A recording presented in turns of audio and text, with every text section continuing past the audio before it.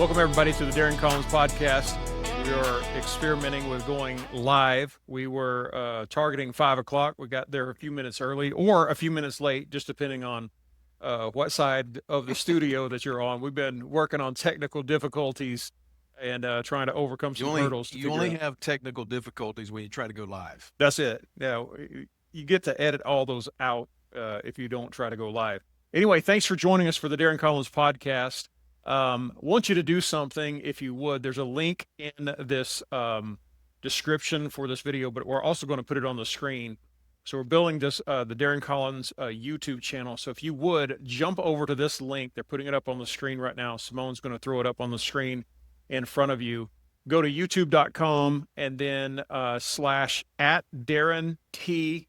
Collins, Darrin T. Collins. Go there and subscribe to that channel, because there's going to be some extra bonus content that we put out on that we haven't put on Life Leaders, a lot of coaching, a lot of specific strategy and things that Darrin's going to be putting out. We don't want you to miss any of that. When you get there, make sure you like it so that you're on that page, and click on subscribe so you get notifications anytime there's a new episode that comes out. We publish something else. So we're glad that you joined us for kind of our premiere episode, going live and doing it this way. Yesterday was our local elections, and there were some, I think, nationally as well. And some of those blew up Darrin's phone this morning. He got some people asking him his opinion, and we got to talking on the phone this morning about that. And I said, man, I think this is a great topic that we need to talk about. And it has to do with this concept of the difference between your circle of concern and your circle of influence. So we kind of went back and forth through that a little bit this morning. Well, I mean, it started early. I think, I don't know if we had any national elections, just different cities and stuff. They were all local. But the context today was, did you see the New York mayoral race, and et cetera, et cetera, et cetera? And they've officially voted in a demonstrative socialist now. And et cetera, et cetera, et cetera. So it was early. It started really early for me, and Facebook was going bananas. Facebook was on fire. Like everybody, oh my gosh, oh my gosh, oh my gosh. And it kind of got me thinking, like, what's important to me about then? And it takes a little bit of age, John, which we have quite a bit under our belt. If we combined our age, we're way past 100. But as you get older, you start to analyze life in a different way, right? So for me, when all the noise was happening today, and it's been going on a lot all day, really, the noise comes and goes, what do you think? What do you think? What do you think? And I have to dial down and go, what's important for my space? We're Christian people. We believe in prayer. Like, we are deep-seated believers and faithers in life. And so someone asked me this morning, it's funny because they go, man, we got to pray for New York. And so I said, well, I mean, we can pray collectively, but my sphere of influence doesn't go that far. I don't know that it'll reach to New York. I have absolutely zero authority to reach that far. So then I started to dialogue with my own soul, and I started to think, I said, well, what's the difference between the influence and impact you actually have and the circle of concern that you have? And so I just kind of started contemplating that, and I called you about it after. But most of us get trapped in this zone, John, of whatever the noise is outside. We get, my stuff is starting to scrub, but whatever, there it is. I got small, sorry. So whatever the noise is outside, we get attached to the noise. And most of the time we begin to reach, especially as believers, how do I help fix the noise? And I don't believe that that's my assignment. I know that I'm not Jesus. I said it on my post this morning. I said, look, I'm not Jesus and you're not either. The only ones that have been assigned to the whole entire planet was him. So it's in Christ alone that assignment is the whole planet. That's not my assignment. So I just started processing and I just got down to the nitty gritty of this thing, John. And I just said, well, what God has assigned to me is right here in front of me. That's where I have to keep my focused efforts on, garden, if you will, that God has placed me in. That's the assignment for my life. I'm not, and I love New York. It's gorgeous. It's one of the greatest cities in the world, but it's not my assignment. And I'm praying for New York, but I'm not going to spend my energy releasing what I want to happen towards New York when I don't have any authority to release that. So I think for most of us, man, just silencing the noise of the outside concerns. I need to be concerned about things, but it doesn't need to suck my energy up. I think that is the key. I was talking to Don yesterday, and we were having this conversation.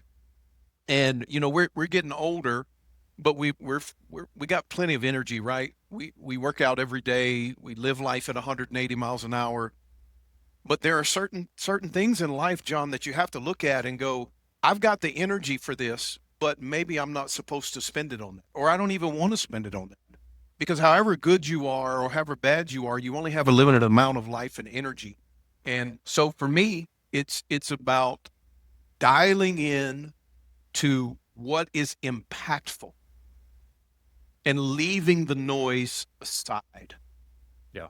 Not getting caught up in the residue or the sound of Facebook and Twitter and all these other things. What is my assignment? Yeah. Who have I been assigned to? Who can I impact? What can I move forward? Yeah.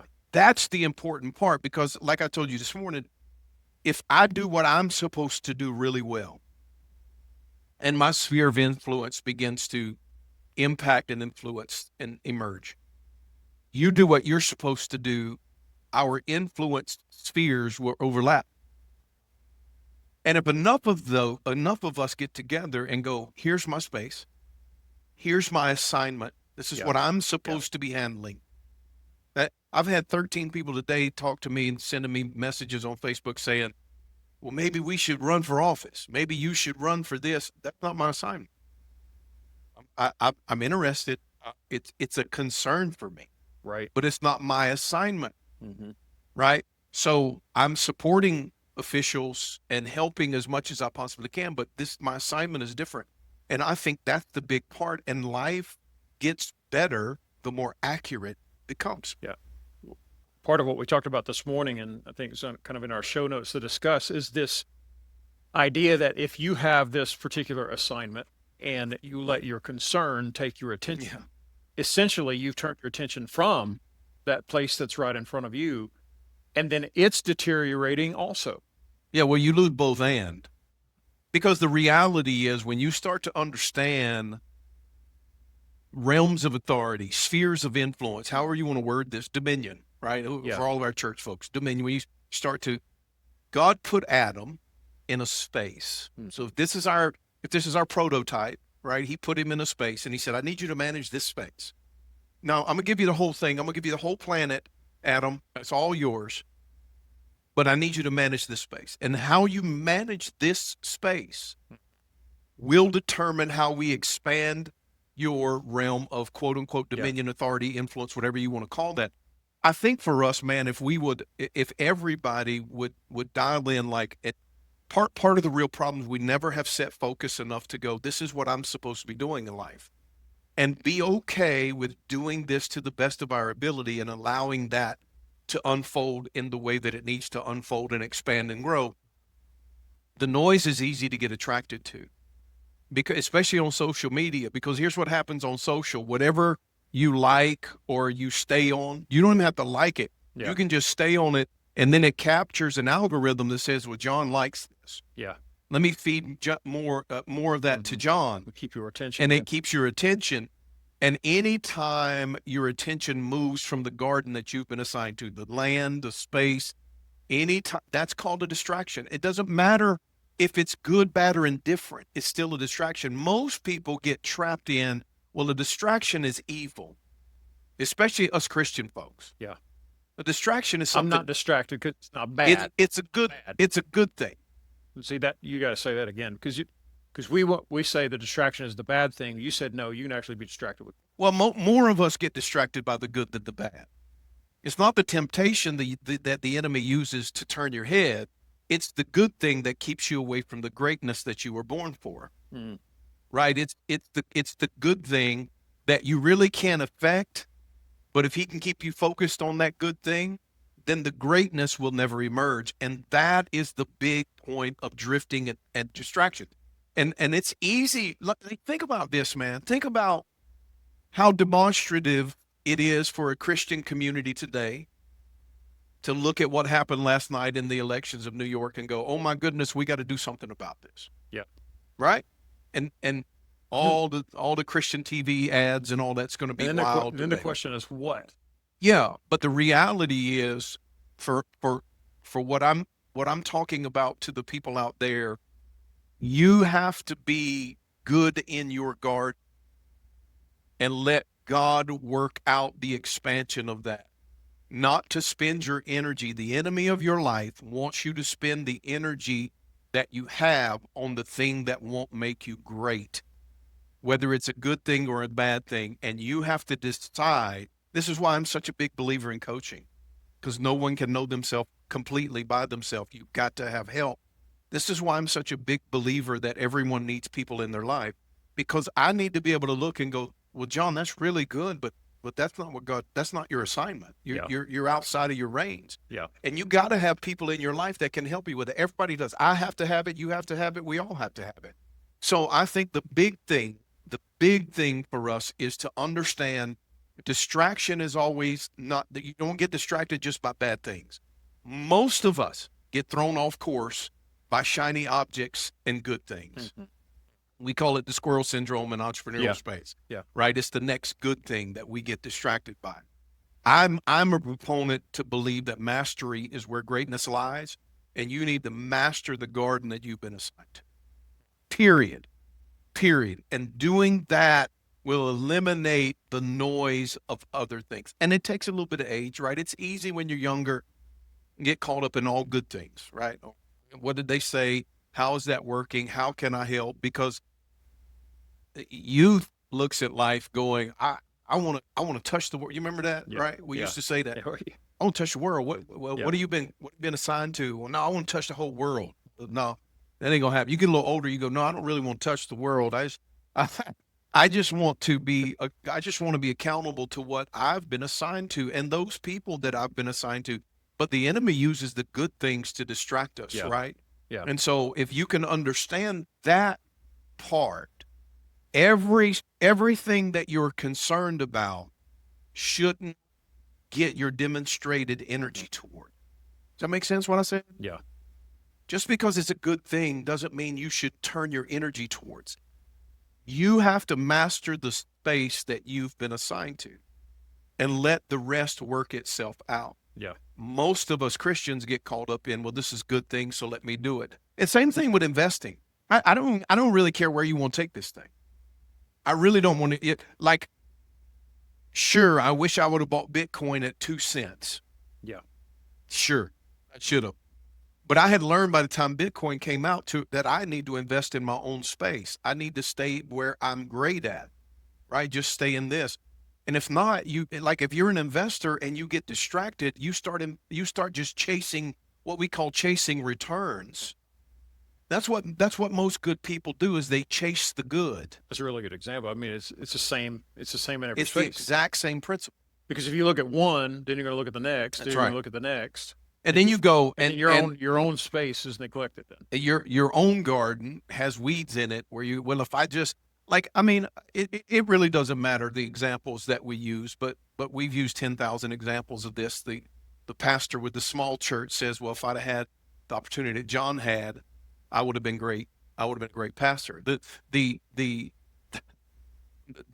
guy looks at me and goes, well, if I would have had the partners and the opportunities that you had, I would have been where you are. And it's like, no, I had to forge those and I had to own my assignment while you were distracted by every bright light that came around and every good opportunity that passed your way. You turned to see if it was for you and spent energy and time there. I just stayed in my one little lane and said, well, this is my assignment, so let me get really, really good at that.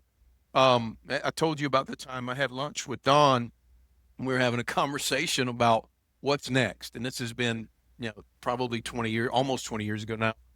What's next? And he said, man, what do you know that you can do halfway decent? I said, well, I think I can do this real estate thing. He said, why don't you go do that and just shut up about the rest. That was a turning point for me where that was my beginning to go, well, everything else seems to be a distraction. Yeah. Let's just stay right here. And God, if you want me, you come find me. Yeah. If there's something bigger for me that you want me to go to, then you come find me in my garden. And the principle through the Bible is the exact same, John. It's always in there. God can find you right where you are.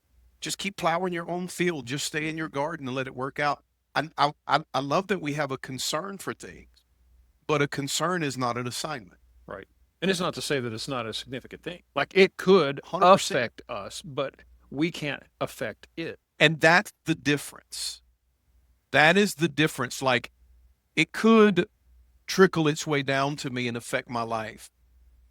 But in wisdom, I've realized that I'm not big enough to affect change in that. So I just have to affect the assignment, the ground, the garden that God has given to me. And Wow. that's my Yeah. only space. Well, so the hook line for this that we had on here was shrinking your world to grow your impact, which, you know, we talked about the aspect of this that a lot of times has to do with like fear distractions, like, oh my gosh, what about this? What about that?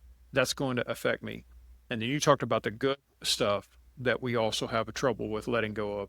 So I see two components. Number one, you've got concerns about world issues or community issues or whatever that may or may not find their way to your life. Sure. Or but regardless of whether they do or they don't, you still don't have the ability to impact that. I think that's really what we're saying is that Yeah. whether they get to you or not is still not it's not your impact zone. Right. There's another part though that I was thinking, and there's a piece where you're talking about the good. When I have to let go of that, there's a part of me that I feel like I'm having to let go because I'm like, no, that's good. That's important to me. I want to touch that. And when you have somebody in your life goes, well, that's not where you should really be focusing because it's not the maximizing of your impact. Because you only have so much time, you only have so much energy, you only have so much life. And if you expend all of those things in areas that you can't really impact, then your life is what we call impotent. And it never measures up to build any generational seed, right? So when you look at the plan of life and the plan of God, however you want to function and word that, God always starts with a small thing. And everything starts small. Principle of the kingdom. Everything starts small and everything starts as a seed. But he never gives you a second until you master the first. Right? It's principle of grade school. You've got to graduate from first grade to get to second grade, et cetera, et cetera, et cetera. And when you understand that, and it does take a little bit of maturation and age, right? We got a little age under us now. But my influence is my greatest impact is only going to be in my assignment. It's not going to be, it's like me shooting a shotgun or it's more like throwing darts at Moby Dick. Yeah. It doesn't have an impact. Not really going to do anything, right? As opposed to I've got a little pond in my backyard and I've got a big net and I'm going to scoop all these fish up at one time. So that's kind of how I look at it. And when you understand that, you get it. It's a place of life, John, where you got to get cool with God doing his job and you doing yours. I'm concerned about that, but I'm not going to spend effective energy towards it. Because when I do, I lose the energy that I could have put in my own garden to make impactful moves. Well, that distraction, that drifting, there's a piece in there to where, like, the good can make me feel significant, but it actually can be sabotaging the significance that I've been given as well. Yeah, and you got to realize that drift is like tooth decay. It doesn't happen because you ate a Snickers bar. Drift happens incrementally. Yeah. The enemy of your life, whatever you want to call this, I don't really care how you word it. The enemy of your life comes slowly, subtly, right? He's the subtle serpent in the garden that comes and whispers to you, hey man, have you seen this lately? Hey, have you checked this out? What about this over here? What about this over here? Drift happens subtly, but every time you lean towards it, it's surely, I think there's a proverb that says something like, the slothful man leads a life toward destruction. And when you look at it, it goes, it looks like the rusting of a car, right? The rusting of metal, where all you have to do is sit it out in the rain. You don't have to do anything else. Just let it be. Just don't do the right thing, and it'll drift its way in towards destruction. That's what drifting is, man. It moves you from your assignment into the loudest thing, or into the most glamorous, whatever the case may be. That's what the enemy comes to do to you and me. He goes, John, what about this good thing? I think James said it like this: you're only drawn away by your own lust. And in the Greek, it means what's attached to you will draw you away. So he doesn't bring things to me that I'm not attracted to. Yeah. He only brings to me the good things so that I can drift off course. And then you've got to have a coach. You got to have a leader in your life to go, well, let's course correct. I am of the opinion that everybody needs to course correct 3, 4, 5 times a year and go, let's get this back on target again. So that's kind of how that, and if you'll see it as a tooth decay, you'll start to understand the plan of the, it's a really good, I'm trying to remember this movie that I just watched on Netflix. I think it was Nefarious. It's Nefarious, right? It's a crazy movie about this demon-possessed guy in prison. He's murdered all these people and so supposedly the demon in him his name is Nefarious. Yeah. And then I think it's an attorney that comes to have a conversation. It's a whole deal. It's a really good movie, but it's very methodical. Yeah. The essence of the movie is the plan of your enemy is very slow and methodical. Yeah. It's not this one day he's going to walk up to you and go, John, let's go over here to this prostitute brothel. He's not going to do that, right? It's just going to be inch by inch by inch, right? Invest in the wrong thing over a 20-year period. Yeah. Take your money out when the market gets bad and move it into a different place. Keep chasing returns, and in 25 years, you're at the same place you were instead of having those incremental gains of life. And that's the piece right here that I want everybody to hear. If you're going to be great in life, you have to be okay with incremental growth. That the enemy comes to you to sabotage you incrementally, but greatness comes to you inch by inch. And if you get okay with that, you can silence one more sound of noise today. That's all you have to do is one more distraction. Just go, no, not going to think about that today. I'm not going to go down. I'm not going to expend my energy and life on that today. I'm going to focus on what my assignment I know is. This is why everyone needs a great coach, because you need someone to help you course correct. Everyone drifts. Yeah. Everyone has this natural tendency to go to the side or go to this side or whatever the case may be. Got to have a course correction, because all of your distractions come to take you away slowly. Yeah. And the greatness that you're pursuing comes very, very slowly and very incrementally. You got to get okay with that, man. So good. So good. Conversations just like this, they're going to be loaded up on the Darrin Collins podcast. And we're going to put that back up on the screen one more time before we close this episode out. Make sure you grab this URL or go to it. You can turn me out if you want to. Go there now. YouTube.com/@DarrinTCollins. Subscribe and turn on the notifications so that anytime a new podcast drops, new content drops, you get notified of that. Don't miss anything that's coming up. We want to help you get better at the thing that God has assigned to your life. So tune out the noise, focus on the field that's right in front of you, and counterintuitively shrink your world and grow your impact. Love to see you next time. Till then, bye-bye.